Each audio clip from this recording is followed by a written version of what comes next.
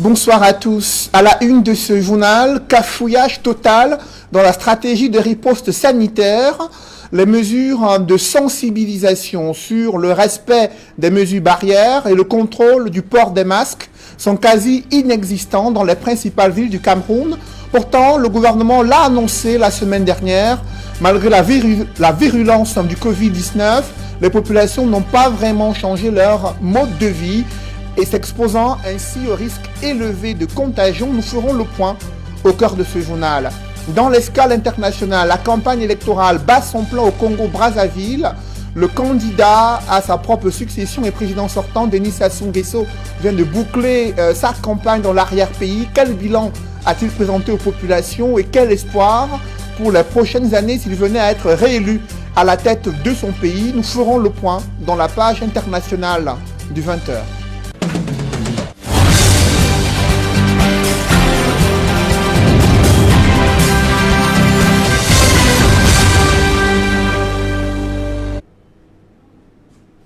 Merci de suivre cette édition complète de l'information sur Equinox Télévision. À la recherche de l'enrichissement à tout prix, des Camerounais sont de plus en plus victimes des cybercriminels. Ceux-ci se font passer pour des patrons des groupes ésotériques qui sont capables d'offrir monts et merveilles à leurs adeptes après avoir extorqué à leurs victimes d'importantes sommes d'argent. Ces usurpateurs, faux gourous et cybercriminels s'apprêtaient à s'offrir une voiture de luxe, mais leur attitude suspecte et l'origine douteuse des fonds ont conduit à leur interpellation et l'ouverture d'une enquête à la 2e région de gendarmerie. Des précisions avec Vivien Tonfac. Transformez votre vie par un coup de baguette magique. Voilà l'illusion que ces 3 individus miroitaient à leur cible sur les réseaux sociaux.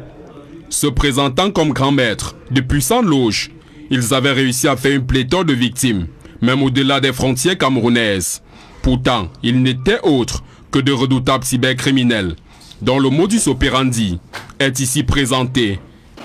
Donc, ils ont l'habitude de se faire passer pour des membres de la secte Illuminati et qu'ils utilisent la faiblesse de certaines âmes pour leur faire comprendre qu'ils peuvent changer leur vie, ainsi de suite. Et ainsi, ils leur donnent des formulaires remplis, moyennant des sommes d'argent. Ils demandent qu'ils fassent des photos nues, qu'ils les fassent parvenir. Après, si vous ne finissez pas de payer leur argent, ils vous font du chantage avec ces mêmes photos. Leur interpellation part d'une alerte, donnée quand ils se sont présentés au lieu du hôtel Lundé à Douala, avec une importante somme d'argent pour l'achat d'un véhicule de luxe. Mais de par leur accoutrement, ça a suscité un peu la curiosité des populations qui ont tenu à nous informer par notre numéro vert. L'exploitation des téléphones portables de Raoul Payan, 28 ans, de Sanyon Youssa, 26 ans, et de son frère Collins Chakoyo, 21 ans, permettra de découvrir leur côté obscur. Une perquisition à leur domicile à Douala a permis de saisir un coffre-fort et un ordinateur portable, sans doute leurs outils de travail. Ce réseau de cybercriminels aurait des ramifications, même à des niveaux insoupçonnables. Après leur interpellation, des pressions ont été exercées sur la 2e région de gendarmerie. Il y a eu des interventions, mais nous sommes décidés à éradiquer ce fléau qui ne fait que grandir ici à Douala. Vous voyez un type sale, mais avec une grosse cylindrée. Donc, ça doit normalement servir de leçon pour les autres qui tenteront encore de commettre des paris. Mais le chef de service des recherches judiciaires et de la lutte contre le grand banditisme se dit déterminé à combattre avec la dernière énergie un phénomène devenu un véritable poison pour notre société. Autre fléau qui mine le Cameroun, c'est le trafic des organes humains. Illustration à Bertois, où un jeune a été retrouvé mort dans l'arrondissement de Dian, région de l'Est. Ses bourreaux lui ont enlevé le cœur et les organes génitaux. L'arrondissement de Dian, où les chefs traditionnels sont également accusés de brader les terres. Le préfet de Lomé-Dierem s'y est rendu pour condamner cette pratique, de même qu'il s'étonne du taux très élevé des grossesses précoces au lycée de Dian. C'est un reportage signé Benjamin et Sam. C'est un arrondissement qui croupit dans la pauvreté malgré le passage de la route nationale numéro 1.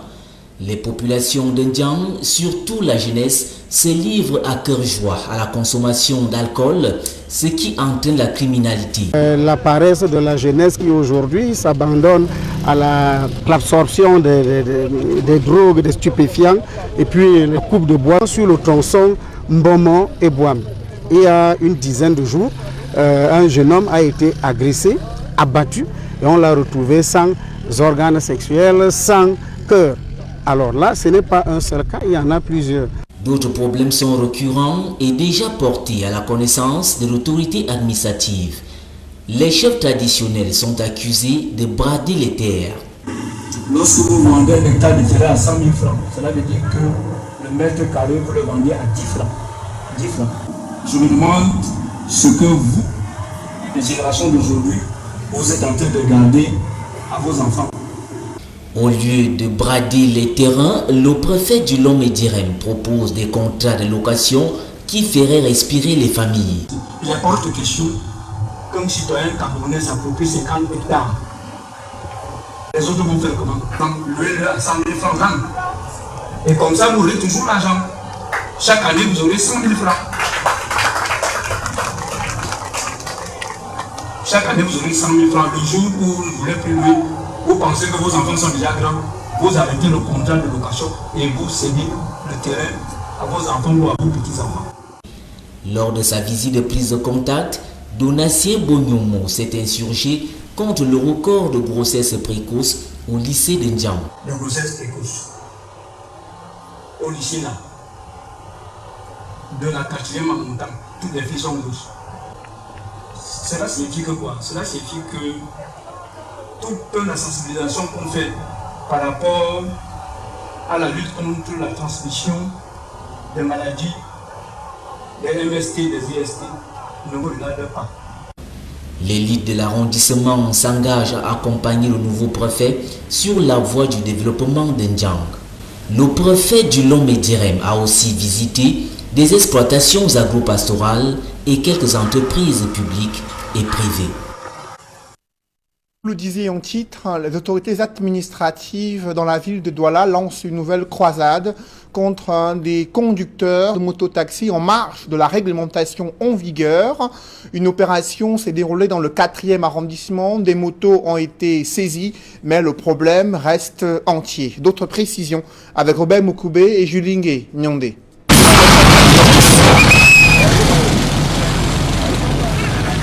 L'opération d'identification des mototaxis à Douala 4e se déroule dans un vacarme saisissant.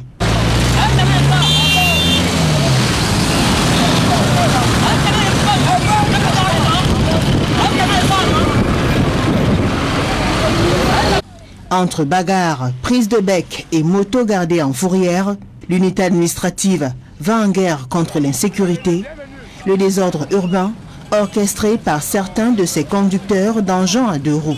Beaucoup de brebis galeuses se retrouvent là-dedans, y compris des étrangers. Et je voudrais dire ici à l'ensemble de ce secteur de mototaxi dans l'arrondissement de Douala 4e que nous apportons tout notre concours aux syndicats et leaders des mototaxis pour extirper là-dedans ceux qui ne voudraient pas se conformer aux dispositions réglementaires. Il s'agira là-dedans, ensemble avec les leaders et syndicalistes des mototaximens, avec le concours des forces de maintien de l'ordre, d'extirper les mauvais mototaximens qui sont aujourd'hui les vecteurs de toute l'insécurité, la criminalité urbaine, le désordre urbain.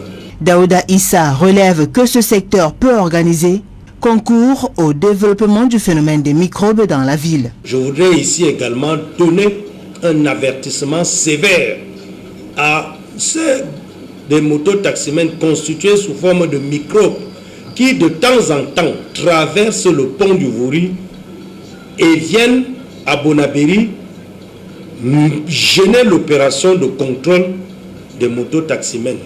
La prochaine fois, nous allons les prendre dans un étau et ils ne pourront pas repartir. Gare à ceux qui traversent le pont venant de Deido pour entrer à Bonabéry pour empêcher cette opération.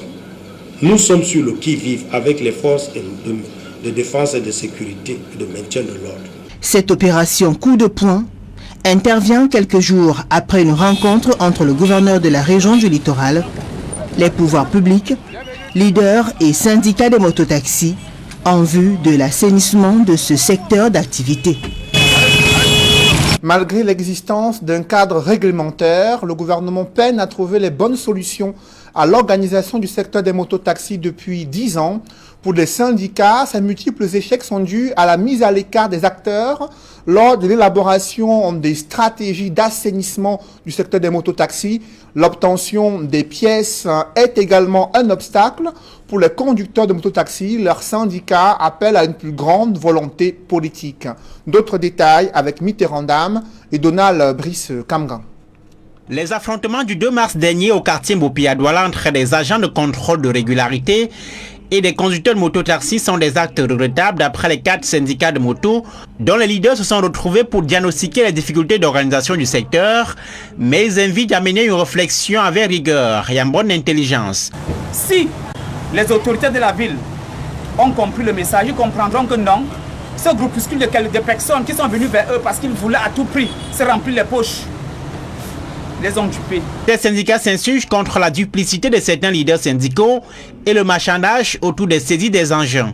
Des écarts ayant conduit à une interprétation négative des opérations de contrôle organisées, les syndicats proposent une bonne sensibilisation des mototaximènes en s'appuyant sur des leaders crédibles et reconnus pour leur notoriété, mais aussi en tenant compte des centaines de jeunes déplacés ayant quitté leurs localités respectives du fait des crises que le Cameroun traverse et ayant perdu toutes leurs pièces personnelles. Le nord-ouest et le sud-ouest, l'est et l'extrême nord. Face à un tel contrôle, on les arrête pour leur demander le permis de conduire. S'ils n'en ont pas, les motos seront conduites à la fourrière. Et ils réfléchissent, mais si la moto part là-bas, je n'ai même pas l'acte de naissance. D'autres n'ont même pas les factures à leur nom. Ils travaillent les conditions vantes. Ils finissent ces conditions vantes. Ils ne parviennent pas à remettre, faire la mutation de leur carte grise pour faire la facture à leur nom. Ça reste toujours avec le nom de l'ancien propriétaire parce qu'ils n'ont pas l'acte de naissance. Ce qui fait que quand on arrête leur moto, ils ont seulement l'impression que leur moto est perdue. Maintenant, c'est là où l'attention augmente. Ils disent que bêta qui partent mourir avec leur moto, qu'on prend leur moto. C'est là le problème. Il faut que le gouvernement voie ces problèmes. Pour ces cas spécifiques, les syndicats proposent aux autorités de mettre en place des dispositifs spéciaux de recensement à travers les communes afin de faciliter les procédures d'obtention des actes de naissance et autres pièces subséquentes. Autre proposition, l'organisation des syndicats en coopérative. Une idée calquée sur le modèle rwandais de structuration des mototaxis. Parce que quand vous êtes clandestin, vous ne payez pas les papiers. Quand vous vous mettez maintenant en coopérative, tu dois avoir ton permis, tu dois payer l'assurance, tu dois avoir l'impôt, tout. Donc ce que nous attendons au gouvernement de nous accompagner pour qu'on mette sur pied. Pour qu'on mette sur pied des coopératives, c'est ce que les mototaximens attendent. Un décret de 2008 fixe les conditions d'exercice de l'activité des mototaxis au Cameroun, mais une dizaine d'années après, son application tarde à mettre de l'ordre dans un secteur qui absorbe chaque année des milliers de jeunes sans emploi et désœuvrés. Vendredi dernier, le Premier ministre Joseph John Gouté annonce l'intensification des campagnes de sensibilisation pour le respect des mesures barrières. Le ministre de l'administration territoriale demande aux gouverneurs, préfets et sous-préfets de veiller au contrôle du port des masques. Et rendu en la date de ce 9 mars 2021, le constat est inquiétant. Aucun contrôle n'est fait dans la ville de Douala. C'est toujours l'insouciance auprès des populations qui estiment que la maladie à coronavirus n'existe pas. Très peu portent le masque. Les mesures barrières sont loin d'être respectées dans les lieux publics. Pourtant, le Cameroun fait face à une virulence du Covid-19 et les risques de contamination sont encore plus élevés. Reportage avec Théophile Tchunke et Kedjara. En plein centre administratif de Douala, au quartier Bononjo, des hommes et des femmes qui vaguent librement à leurs activités ce mardi matin. Seul bémol, le cache-nez se fait aussi rare à leur visage que des points d'approvisionnement en eau dans le désert. Plus grave, aucune mesure de distanciation sociale n'est respectée.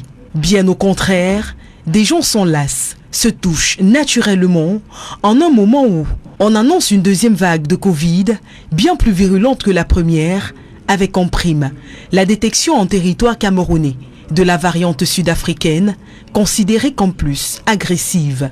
Un peu plus loin, dans le quartier Aqua, c'est la même réalité qui s'impose. Les Camerounais ne se protègent plus du tout de la maladie. La sensibilisation a baissé parce que l'année dernière, c'était nouvellement sorti. Et c'était un nouveau virus qui sortait et les gens ont pris acte de ça. Bon, aujourd'hui, les gens ont, comme la barrière, les mesures barrières ont été levées. Les gens se sont oubliés. Bon, ils ont oublié que ce microbe aujourd'hui a encore ressurgi et est en train de frapper plus fort. Rares sont les structures devant lesquelles le dispositif de lavage des mains est encore présent. Quand bien même il existe, il n'est pas toujours approvisionné en eau et en savon. Résultat des courses, le lavage des mains n'est plus qu'une formalité. Le cache-nez, pour en revenir à lui, ne se porte que par occasion. Non, le cache-nez a totalement baissé. Aujourd'hui, parce que vous voyez là, c'est là parce que pour aller dans ce supermarché, c'est pas facile. On exige entrer avec le cache-nez. Mais dire que couramment dans la rue, comme vous voyez là, peu sont ceux qui l'abordent. C'est aussi le cas chez les élèves et les écoliers qui l'utilisent comme carte d'accès à leurs écoles. Le cache-nez est bien, mais à l'école, c'est juste pour entrer. Parce que même quand tu restes là-bas avec le cache-nez, ça peut t'étouffer, ça peut causer quelque chose à ton organisme. Je respecte les mesures de barrière, les mesures de distanciation sociale. Mais je pense que le cache-nez vraiment n'est pas évident. Parce que la plupart des gens n'utilisent pas vraiment le cache-nez. Comme moi, j'ai mon cache-nez, mais à l'école, ils s'en foutent. À l'école, on vous laisse entrer avec le cache-nez. Mais après, les élèves s'en foutent de tout le règlement. Puisque c'est lorsqu'ils voient les enseignants qui se mettent à porter les cache-nez, ils se disent que c'est une maladie de passage. Cette négligence manifeste de Monsieur Tout-le-Monde a un impact des plus négatifs sur la perception que l'opinion publique se fait désormais de la maladie. Depuis que je salue mes camarades au quartier, les enfants jouent, ils se saluent, se bousculent. On n'a jamais entendu parler de ça, mais à la télé, on nous dit 1000 cas, mais quand nos proches sont là, tout le monde se porte bien. Et du coup, nous, on risque aussi de croire que c'est seulement en Europe qu'il y a aussi la maladie, mais ici, il n'y a pas la maladie. Une façon de penser qui semble puérile, mais qui, à force, risque bien de faire de cette deuxième vague la vague la plus meurtrière de la pandémie à Covid-19, si aucune mesure drastique n'est prise par les autorités. La pandémie du coronavirus est bien réelle depuis la survenance de cette pandémie au Cameroun. Déjà, 588 personnes sont décédées des suites de Covid-19. C'est un dernier pointage effectué par l'OMS à la date du 8 mars 2021 et environ 38 000 cas positifs déjà recensés au Cameroun, relève l'Organisation mondiale du commerce, l'Organisation mondiale de la santé, l'OMS, notamment pour la région Afrique. Et concernant le respect des mesures barrières, comment cela suscite des tensions dans la région de l'Ouest, à Bafoussam, le week-end dernier, alors que les supporters se rendaient au stade de Bamending afin d'assister à une rencontre très importante. Ils ont été sommés de rester à l'extérieur. Grande fut leur surprise de constater que d'autres avaient accès au stade dès lors qu'ils se sont interrogés sur cette discrimination. Pourtant, les règles sont claires. Le match devait se jouer à huis clos, mais de nombreuses personnes ont pu accéder au stade. Les populations empêchées sont montées sur les charpentes afin d'assister à ce match. Reportage, le Cled Sakem.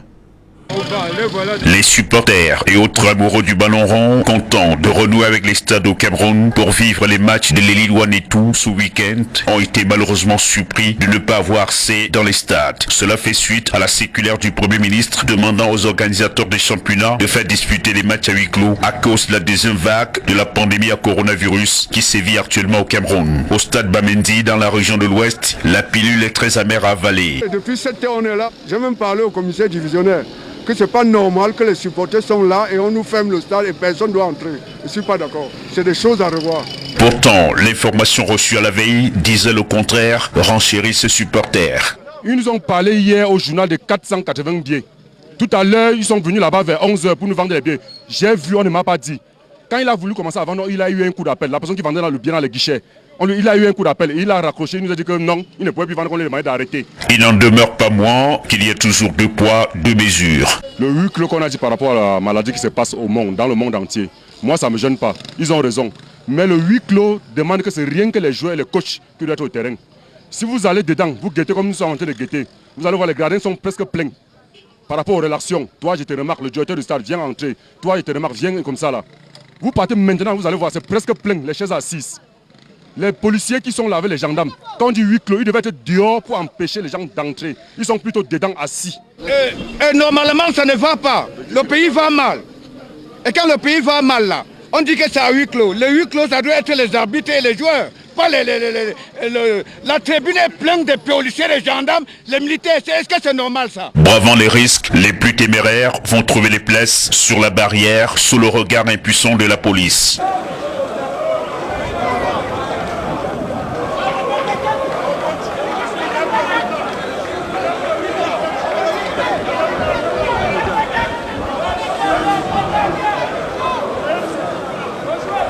Alors que la campagne de vaccination contre le Covid-19 devrait démarrer d'ici les semaines prochaines, une correspondance attribuée au secrétaire général du ministère de la Santé relevait un caractère obligatoire de la dite campagne.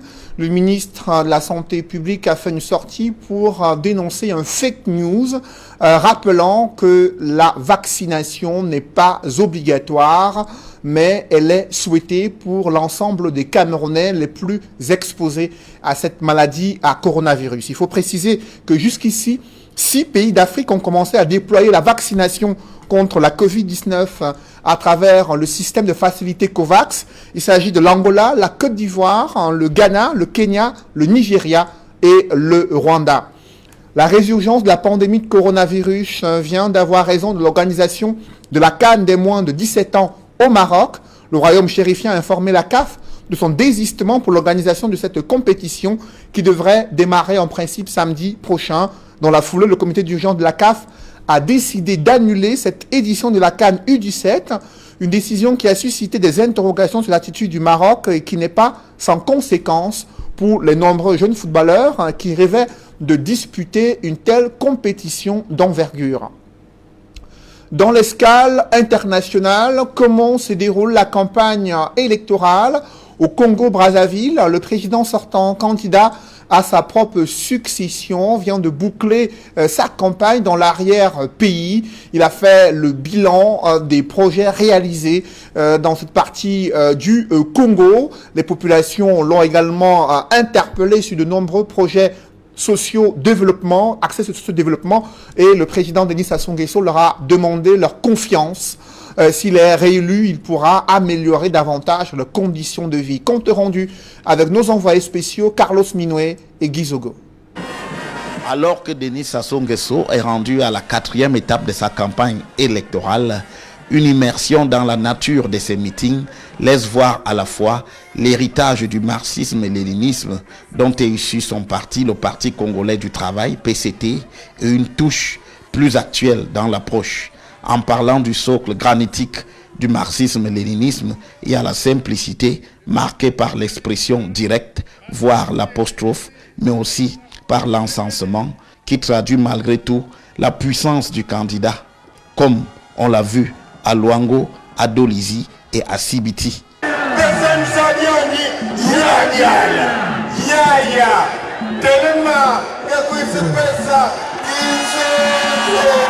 Dans le registre moderne dont use le candidat dans ces meetings, il y a l'animation. Là, il n'est plus question de distinguo, on se lâche à fond la caisse. À l'image du meeting de Dolizy avec Roga Roga, puis à Sibiti avec les Bantous de la capitale. Une ambiance à laquelle le candidat n'hésite pas à s'associer comme sa suite.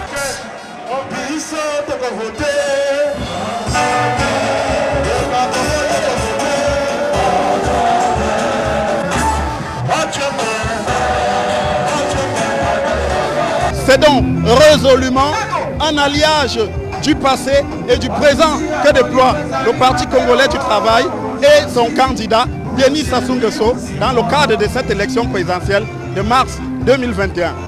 À Sibiti, pour Equinox Télévision, Carlos Minoué, Guy Zogo. Mettons le cap sur le Sénégal où une accalmie est observée après la libération d'Ousmane Sonko, leader politique de l'opposition, prétendant dans la course à la prochaine élection présidentielle. Il s'est exprimé hier soir, exhortant les jeunes Sénégalais à observer des manifestations pacifiques et à rester mobilisés pour prendre le pouvoir de la prochaine élection présidentielle. Et le président sénégalais Macky Sall, lui, a appelé au calme et promis d'indemniser les victimes de ces troubles survenus durant plusieurs jours au Sénégal. D'autres détails avec Jean-Paul Chouniat. L'opposant Ousmane Sonko libéré. Le Sénégal retrouve le calme après plusieurs jours d'émeutes qui ont secoué le pays. Le président Ousmane Sonko a bénéficié d'un contrôle judiciaire sous certaines conditions. Donc il est libre à partir de cet instant. Et je pense qu'aujourd'hui, il faut saluer cette décrispation qu'il y a eu au niveau de la justice pour permettre au Sénégal de retrouver sa paix d'antan. Le bilan fait état de plusieurs morts dans des affrontements entre les partisans de Sonko et les forces de maintien de l'ordre. Courroucés par l'arrestation du député anti-système Ousmane Sonko, des milliers de jeunes Sénégalais ont manifesté dans des grandes villes comme la capitale Dakar pour exiger la libération du leader des patriotes sénégalais pour le travail, l'éthique et la fraternité. On est là pour supporter notre leader, le président Ousmane Sonko, mais surtout lutter pour la démocratie, pour la liberté, pour l'égalité, pour l'état de droit. Au-delà de la question de l'arrestation de Sonko, mais c'est qu'une situation morose économique au niveau du Sénégal qui a fait que les gens sont sortis pour manifester leur ras-le-bol. C'est ça la vérité. Ce qui est en train de se passer ici au Sénégal, c'est la démocratie qui est en train d'être piétinée. Donc le président Macky Sall, nous lui avons fait confiance le 23 juin, on s'est battus tous pour qu'il accède au pouvoir. Et aujourd'hui, une fois au pouvoir, il fait le même jeu de tous les présidents africains. Ils n'ont qu'à nous libérer. Nous avons besoin de la liberté. Un point, c'est tout. Accusé de viol sur une masseuse sénégalaise d'un institut de beauté où l'homme politique de 44 ans se rendait régulièrement, Ousmane Sonko a toujours nié les faits, indexant le régime de Macky Sall de comploter contre sa personne afin d'instrumentaliser la justice pour lui barrer la voie à l'élection présidentielle de 2024. Il appelle ses partisans à poursuivre le combat. Ayant trahi le peuple sénégalais, ayant trahi son serment, Macky Sall n'est plus légitime à diriger le Sénégal. Pour retrouver la calmie, l'ancien président Abdoulaye Wade a écrit à l'actuel chef de l'État sénégalais pour la libération d'Ousmane Sonko et surtout lui demander de respecter la liberté de marche pacifique qu'il avait instituée durant son passage à la tête du pays. Taisons nos rancœurs et évitons la logique de l'affrontement qui mène au pire. Je ferai usage de tous les pouvoirs que me confère ma charge pour consolider le retour au calme et à la sérénité dans l'intérêt supérieur de la nation. De même, l'ex-président sénégalais demande à Macky Sall de ne pas écouter des magistrats comme Antoine Félix Diomé dans l'affaire impliquant son fils Karim Wade.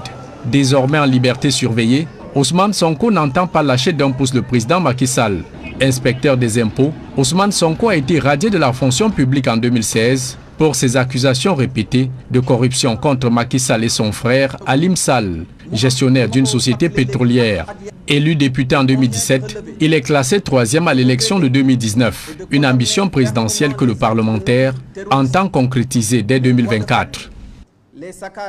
Des publi-reportages dans ce journal. Découvrez à présent la cuisine écologique de Green Home Depot qui vous permet de recycler tous les déchets de la maison et de produire votre propre gaz. Reportage.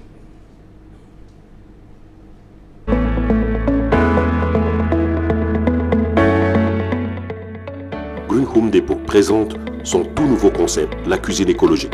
La cuisine écologique a été pensée pour les ménages camerounais qui souhaitent bénéficier d'une cuisine autonome, éco-responsable et propre. Concrètement, la cuisine écologique est un package constitué d'un biodigesteur home biogaz permettant de transformer tous les déchets de la cuisine en gaz de cuisson et en engrais biologique, d'un potager de maison pouvant produire selon ses dimensions une partie ou la totalité des légumes de la maison, d'un espace cuisine constitué d'une plaque de biogaz.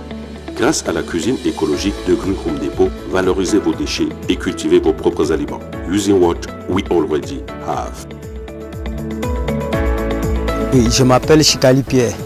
C'est déjà 2 mois quand nous on travaille déjà en biogaz.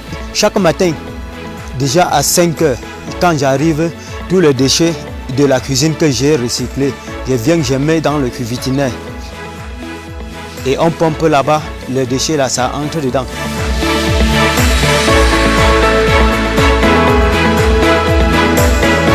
Pendant que ça entre, nous on a le gaz qui gonfle et les déchets qui sortent de ce côté déjà en engrais, déjà transformés. Mon biodigesteur, comme ça, ça produit 2 choses, le gaz et les engrais. C'est avec ça, ces engrais-ci là que nous on arrose toutes ces plantes que vous voyez là. Tout ça, toutes les plantes que vous trouvez sur le terrain, les légumes, voilà les légumes, que nous on a semé, ça fait 4 jours seulement. D'ici 1 semaine, 2 semaines, on va déjà manger, on va déjà récolter. Les pieds de tabac qui sont aux environs, ils ont leur vie, ils retrouvent leur vie. Et on a déjà 2 fûts d'engrais qu'on a déjà recyclés sur le terrain. Salut, salut. Moi, c'est Mango Rufine. Par rapport au biogaz, ça brûle bien. Ça me permet de préparer mon riz, chauffer la nourriture, préparer les pommes, faire le déjeuner des enfants. La flamme est douce et ça me réduit de faire le dépense en gaz. J'ai mon gaz en fonction des ordures, des déchets de cuisine.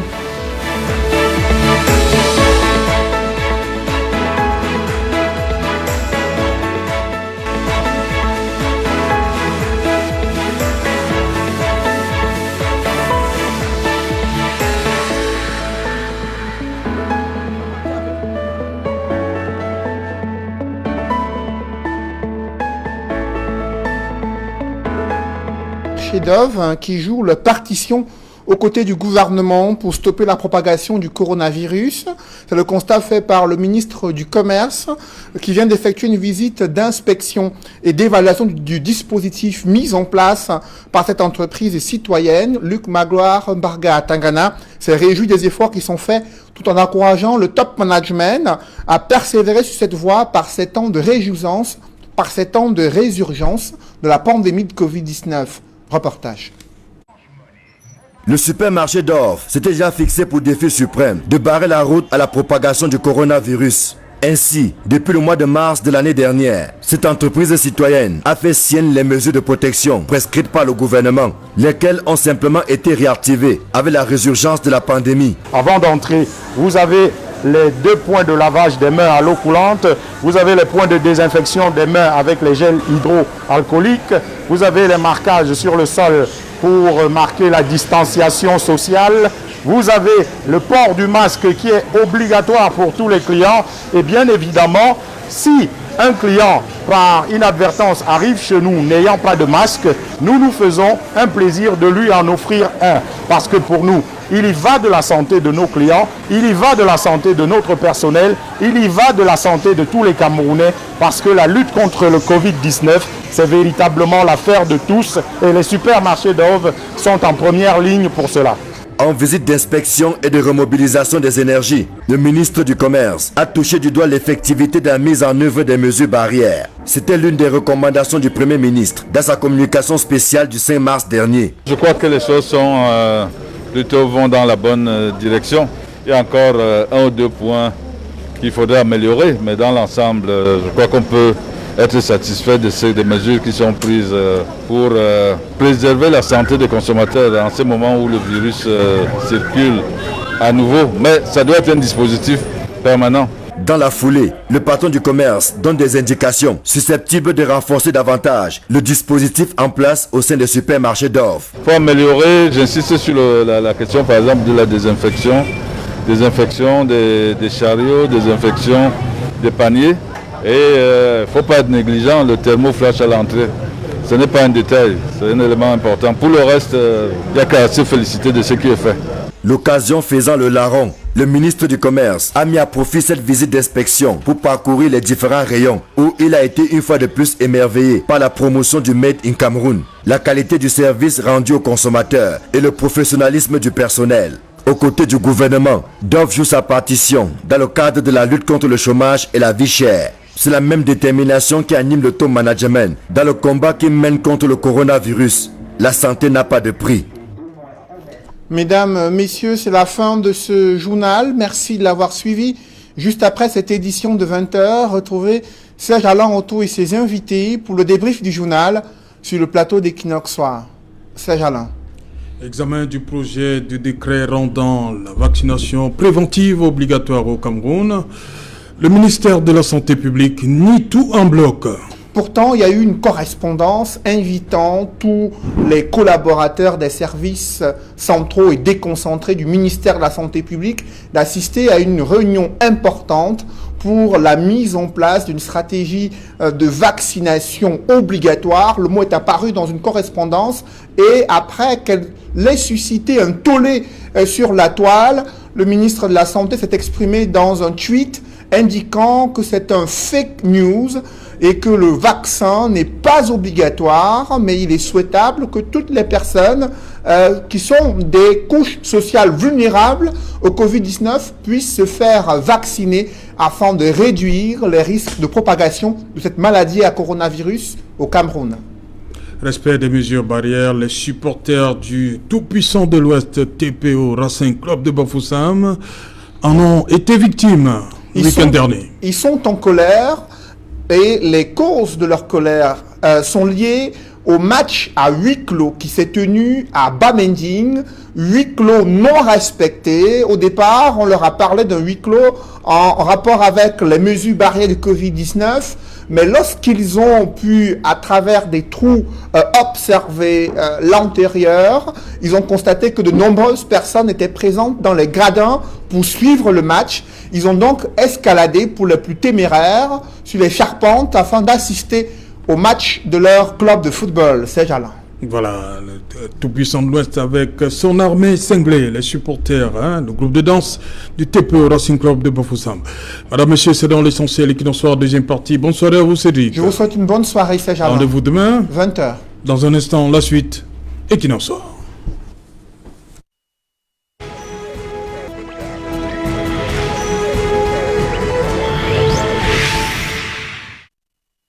Equinox Soir, deuxième partie, seul débrief du journal, toujours en compagnie de Elie Tchebma, Charles Ndikam, Martin Zan et le docteur Luison Essomba. Docteur Luison Essomba, une fois de plus, je commence par vous. Rétropédalage, qu'est-ce qui se passe? Je suis la question du ministre. Oui. Oui, bien entendu, nous venons de suivre le journal. Le débrief ne fait que... Non, pas du tout, ne fait que conforter...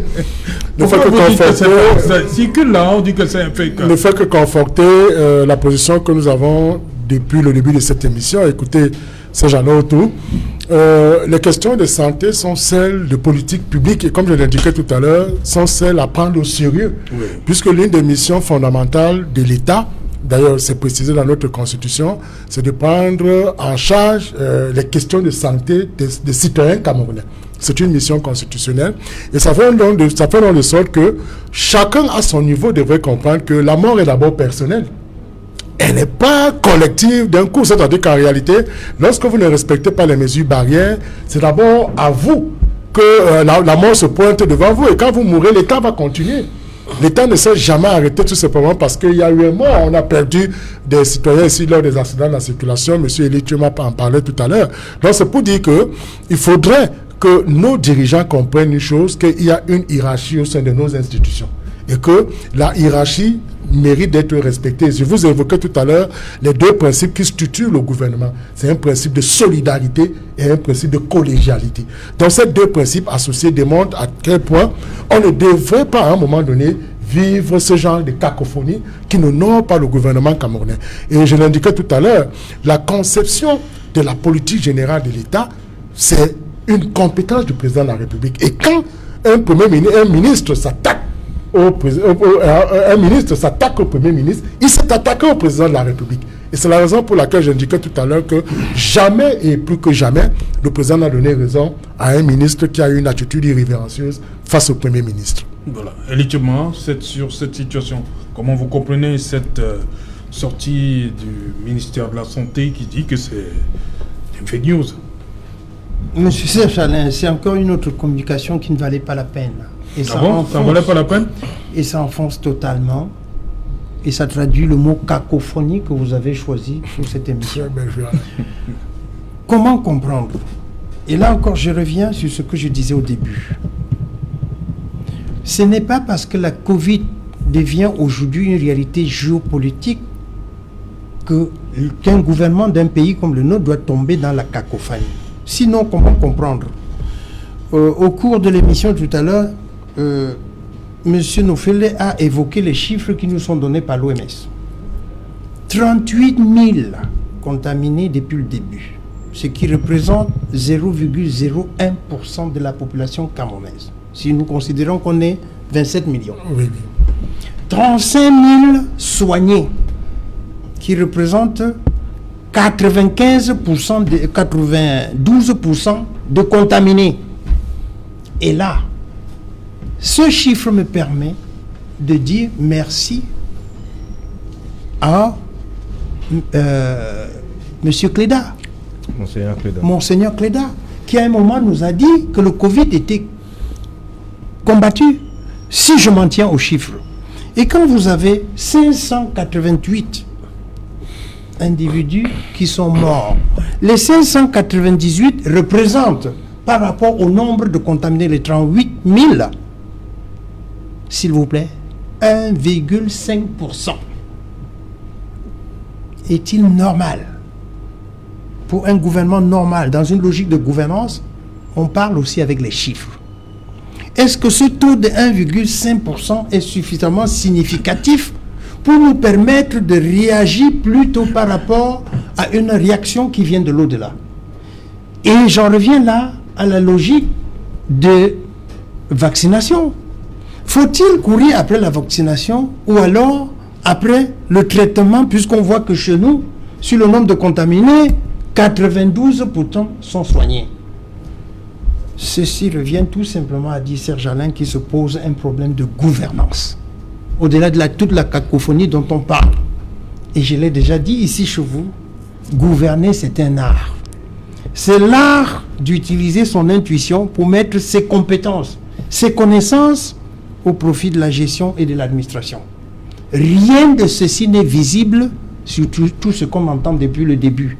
Comment un ministre qui a validé éventuellement une lettre peut quelque temps plus tard prétexter que c'est un fake news? Alors, ça vous fait rigoler, mais franchement, si c'est ceci, gouverner notre pays, je reviens à mon propos d'entame, nous n'avons plus le droit de débattre sur certains sujets. Nous avons intérêt aujourd'hui à regarder dépérir l'état du Cameroun, à regarder les souffrances qui nous guettent avec l'ensemble des événements et de tout ce qu'on a, et de réfléchir sur comment se battre pour trouver aujourd'hui les moyens de survie et de rendre notre économie plus viable et permettre à une population de vivre mieux. Charles Ndikam, votre réaction face à tout ce qui s'est passé aujourd'hui? Vous comprenez la sortie Je suis presque démuni tant tout a été dit et oui. Je suis en train de chercher le. Non, on veut votre lecture aussi. Vous revenez la lecture de Charles Ndikam. Si c'est la lecture, elle est identique à celle de mes deux prédécesseurs. Oui. C'est la dialectique qui m'invite maintenant peut-être à créer des mots parce que je pense que tout ce qui existe dans le dictionnaire en la matière a déjà été utilisé. C'est une curiosité planétaire. Voilà un pays où, vous le constatez, dans la même journée, dans le même ministère, le numéro 1, le numéro 2 pondent chacun dans son coin. Veulent-ils nous faire croire une note? Et se rendant compte a posteriori de l'erreur, le numéro 1 vient dire que ce que le numéro 2 avait fait, c'est un fake. Bon, ça veut dire que Dr Ndjok lui-même ne s'est pas rendu compte que son fake circule abondamment dans les réseaux. Mais le même Dr Ndjok, je voudrais lui rappeler quand il était encore en charge, quand il était en charge à la Quintini et qu'il avait déclaré avec l'aide de ce même ministre que mon ami d'enfance, père son âme, était le premier mort du coronavirus, mais que pendant ce temps, on refusait que son personnel, puisqu'il tenait un établissement public, soit testé, parce que personne n'était mort du coronavirus. Ça, c'était dans la matinée, il était mort à 5 h du matin. Docteur Ndjok, Monsieur Manaouda, vraiment, ce n'est pas une obligation. Même un décret, on peut refuser. d'en être la victime, parce que vous allez en être les victimes. Vous allez en être les victimes parce que s'il y a bien une constante même dans la manière de fonctionner de M. Biya, qui est un pur produit de l'administration, c'est que ce que vous êtes en train de faire là, c'est pas John Bouté qui va payer, c'est vous qui allez en payer le prix. Et le gouvernement, celui prochain est tout prêt. Mais en attendant, comme il s'agit de la vie de nos compatriotes, il est question de se ressaisir et que vraiment, même le projet de décret là, oubliez, parce que vous ne forcerez aucun Camerounais à se vacciner. La chose qu'il faut faire aujourd'hui, c'est ce que le Premier ministre a prescrit en fin de semaine dernière, c'est refaire une campagne massive pour faire comprendre aux uns ou aux autres qui doivent appliquer les mesures barrières déjà pour eux-mêmes et pour leur environnement proche. Ça, c'est ce qui est aujourd'hui impératif. Par la suite, quand ce don du ciel nous arrivera, si vous avez 2 ou 3 bureaux libérés avec des gens qui réfléchissent un peu dans le ministère, ils peuvent déjà s'atteler à voir comment ils distribueront ces vaccins. Mais en attendant, l'urgence là aujourd'hui, c'est qu'on ne voit plus le type de cacophonie que, par exemple, nous venons de vivre lors du journal à Bafoussam et ailleurs, où chacun fait comme il veut, quand il veut. Et vraiment, je voudrais tirer mon chapeau à John Bouté. Mais je voudrais plus avoir à le faire. C'est qu'à un moment donné, lui aussi, quand il se rend compte que tout ce qu'il dit, tout ce qu'il demande n'est pas fait, il faudrait que lui aussi sache en tirer les conséquences. Mais être entouré d'autant de ministres dont le sport favori est la défiance, j'avoue que ça l'amène qu'au sujet et au thème que nous avons choisi aujourd'hui, la cacophonie. Voilà. Martin, cette situation, vous comprenez? Oui, la réaction du ministre? Oui, je la comprends très bien. Sauf que le docteur Louis Richard n'a pas compris. C'est un principe juridique. Docteur Somba ne va pas me démentir cela. Lorsque on vous donne un ordre manifestement illégal, vous n'exécutez pas. Nous avions déjà les ordres donnés par le Premier ministre, même si c'est le ministre qui vous demande de prendre un acte contraire aux ordres, ou alors contraire à la volonté du Premier ministre, le secrétaire général d'un ministère ne s'exécute pas, c'est élémentaire. Donc en réalité, si c'est cette prétention qu'il va faire valoir, cela ne peut pas être justifié. Nous avons au bas de l'acte administratif sa signature. Nous avons le nom de celui qui a signé. Nous avons, n'est-ce pas, sa fonction, son rang dans ce ministère. Donc c'est lui qui endosse, n'est-ce pas, la responsabilité. La preuve, le docteur Malachi Malaweda a fait une sortie en disant que c'est un fait et il a même fait, il a signé notre acte administratif respectant, n'est-ce pas, la volonté du Premier ministre en disant que le vaccin est volontaire et non obligatoire. Donc parmi les deux, celui qui a respecté la volonté du Premier ministre, c'est le docteur Malachi Malaweda, ministre de la Santé. Et c'est le docteur Ndjoki est en contradiction avec la volonté du Premier ministre inscrite, n'est-ce pas, le 5 mars 2021. C'est jalon tout. Voilà, on parle de cacophonie, moi je n'en trouve pas. C'est le respect et c'est le respect des principes, n'est-ce pas, édictés par le Premier ministre, chef du gouvernement, que le ministre de la Santé a respecté. Voilà. On va prendre Dr Jantou depuis Montréal. Dr Jantou, vous êtes avec nous. Dites-nous, dans cette correspondance du ministre de la Santé publique au délégué régional de la santé publique pour la région du centre, il cible, on a ciblé les personnels de santé et les personnes de plus de 50 ans présentant des comorbidités. Expliquez-nous d'abord la comorbidité pour ceux qui nous regardent en ce moment. En quelques mots. Oui, la comorbidité, en fait, c'est un terme pour dire la présence de maladies chroniques qui arrivent bien avant qu'on attrape la COVID. On sait par exemple que dans la population noire, y compris en Afrique, il y a plusieurs maladies chroniques qu'on peut observer, comme le diabète, comme l'hypertension artérielle, comme les problématiques en lien avec le surpoids ou l'obésité, les maladies rénales. Et donc, toutes ces maladies présentes entraînent un risque de forme plus sévère de COVID-19. Donc, c'est pour ça que ce sont des personnes considérées comme étant celles qui vont peut-être nécessiter une hospitalisation ou des manœuvres de réanimation éventuellement. Voilà, ces personnes-là sont ciblées, plus de 50 ans, et le personnel de santé. Pourquoi accorder la priorité à ces deux cibles-là, on va le dire comme ça, alors que la maladie, elle ne choisit pas. La maladie touche tout le monde. Oui, c'est un point très important. Lorsqu'on regarde l'impact de la maladie sur la population, on sait que la plus grosse problématique, c'est celle liée au décès ou aux formes qui justifient un séjour en réanimation. Les études qui ont été faites, par exemple, dans des populations jeunes comme en Afrique, montrent qu'environ 20 à 30% de certains échantillons ont été positifs pour les anticorps à la COVID. Donc, il y a probablement certains sujets qui ont attrapé la COVID, qui ont fait des formes légères ou asymptomatiques. Par contre, lorsqu'on regarde les décès, la plupart de ceux qui sont survenus, c'est des personnes qui avaient un âge avancé ou qui avaient une ou plusieurs de ces comorbidités, parce que là aussi, ça peut s'associer chez le même individu. C'est pour ça que, par exemple, dans les systèmes de vaccination, on priorise. Et je suis assez confus quand je vois le tweet du ministre et ça semble témoigner qu'il n'y a pas eu de réunion de concertation. En tout cas, ça semble pas préciser qu'il y a quelque chose qui a été fait parce que c'est vraiment une des choses à mettre sur pied avant que le programme de vaccination commence. Il faut établir un ordre de priorité adapté à la population. Pour vous donner un petit ordre d'idée, par exemple, ici au Canada, une des grosses choses qu'on avait vues, et c'est peut-être quelque chose qui est différent de ce qu'on voit au Cameroun, c'est que les personnes âgées vivent beaucoup en institution. On appelle ça les maisons de retraite.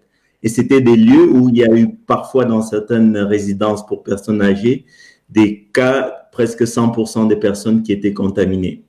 Au Cameroun, fort heureusement, il y a moins cette approche de maison de retraite. Par contre, il y a des personnes qui meurent. On a des collègues qui sont morts, des médecins qui sont morts, on a des personnes dans la population générale qui sont mortes. Donc, c'est important de travailler de concert avec les scientifiques camerounais qui ont pu suivre ces patients pour caractériser le profil des patients qui sont décédés pour prioriser ces vaccinations. Donc, ici, on avait les maisons de retraite, ensuite, on avait le personnel de santé et ensuite, on avait les personnes qui étaient un peu plus en comorbidité, comme on vient de voir. Et puis là, actuellement, on est déjà arrivé aux 65 ans et plus, et on va progressivement descendre la barre de la vaccination. Donc, on a 3-4% de la population qui est vaccinée, mais ça avance. Merci, Dr Jean-Tchou Prévost, d'avoir fait une fois de plus bénéficier de votre expertise aux millions de téléspectateurs équinoxois. Bon après-midi du côté de Montréal. Merci, bon après-midi et bonne soirée. Voilà, on va faire le tour avant de nous séparer. Docteur Luison, qu'est-ce qu'on retient? Cette l'attitude qui nous vient du ministère de la Santé, ça j'en ai un peu. Qu'est-ce que ça peut créer au niveau de la population?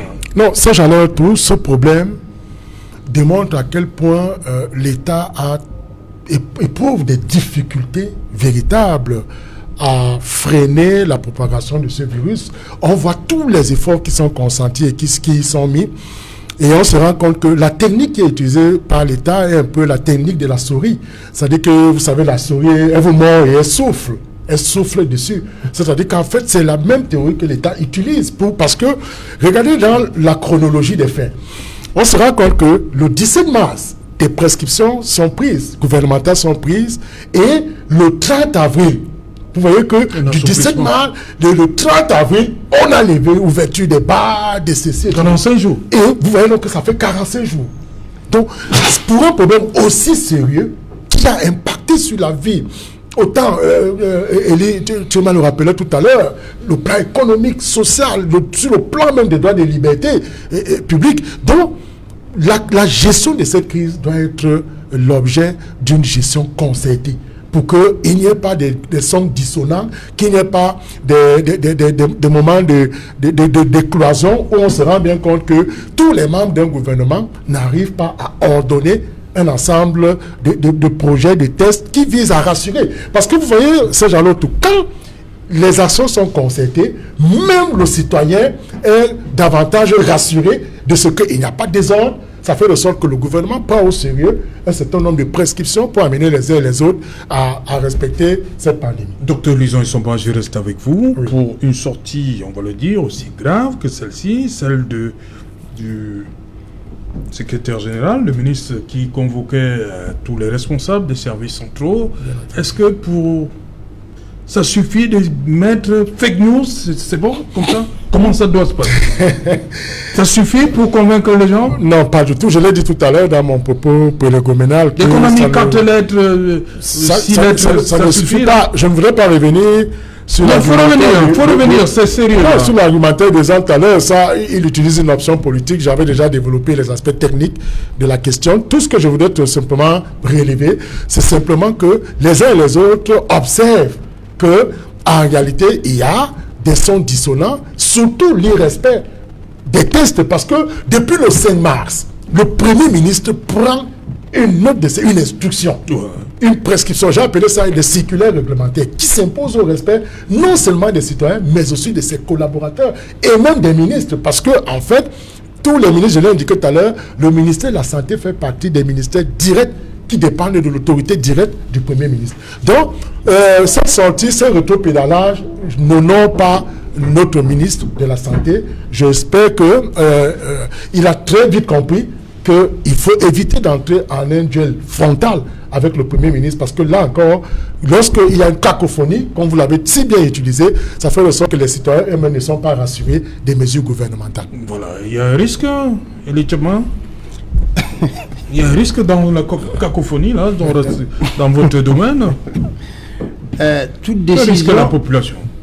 Non, toute décision a un risque si ce n'est pas bien traité.